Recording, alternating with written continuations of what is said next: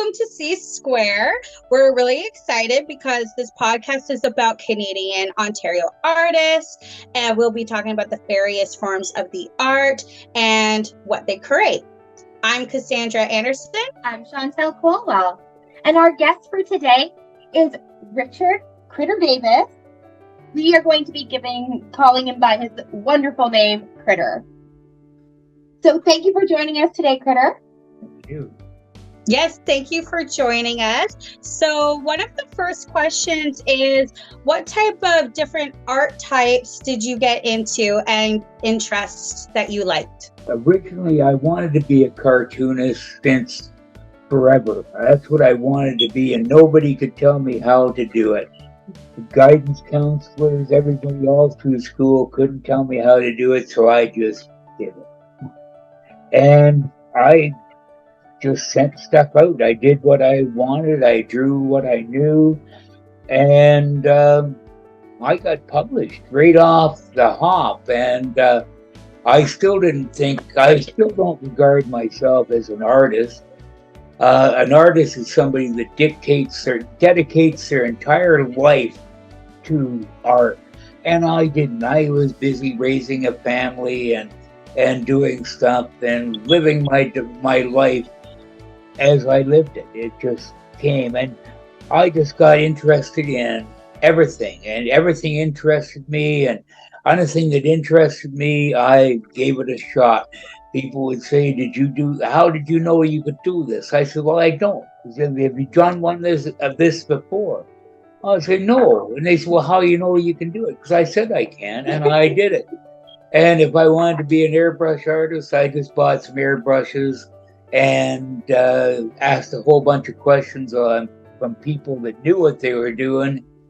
And I just made it happen and enjoyed myself along the way. And if it looked good, I would do it. But I still don't regard myself as an artist.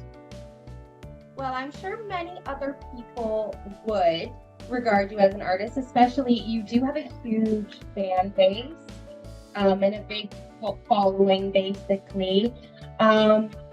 So my question to you is, what are the various different types of art form you have tried? I try everything. There's nothing that I won't try. I'm going to get into sculpting. I've done a little bit of that now, but I want to do it even more so coming up, because with this new venture that I'm on, I can use it, and the people aren't producing what I want to see, so I have to produce it. If it's not there, if it's not what I want, then it hasn't been done, and I just do. There's no such word as can't in my vocabulary. I don't believe in it. I just haven't tried hard enough. I agree with you on that one. Yeah. It's not in my vocabulary either. Which publications have you drawn cartoons for?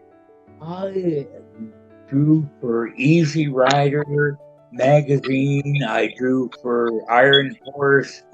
I drew for Outlaw Biker. I drew for Gold Wing magazine. I did a lot of work. I did editorial cartoons for local newspapers and stuff. I did that for years. Did a lot of illustration work, but it appeared in places that I never really. Sometimes I would see some of my work and I said, "Gee, I like that." And then my wife would say, "Well, that's because you drew it." And I said, "Really?" And she said, "You don't remember that?" And I said, "No, I don't." But I'm impressed. If I saw it and liked it, I'm pretty happy, you know. So what inspires you to start your creative journey? I just do stuff. But if it interests me, and I had guys suggesting cartoons to me. They said, well, "This is what we would really like to see," and I would do it, and I send it off, and it would get published. And the guy said, "I can't believe that you did that." And I would have editors that would call me with an idea for a cartoon or an illustration, mostly a cartoon, because that's basically what I did. And they'd call me and they'd give me their idea. And while I was taking down their idea, I'd be sketching my own notes off on the side.